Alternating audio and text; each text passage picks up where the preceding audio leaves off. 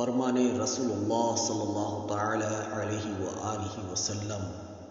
معراج کی رات میری ملاقات ابراہیم خلیل اللہ علیہ السلام سے ہوئی تو انہوں نے فرمایا، اے اللہ تعالیٰ کے حبیب صلی اللہ تعالی علیہ وآلہ وسلم، اپنی امت کو میرا سلام پہنچائے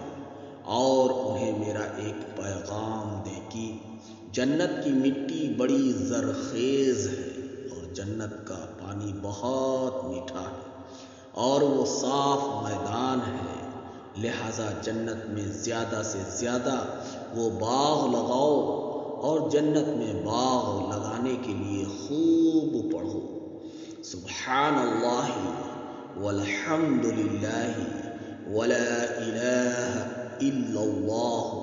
واللہ اکبر ولا حول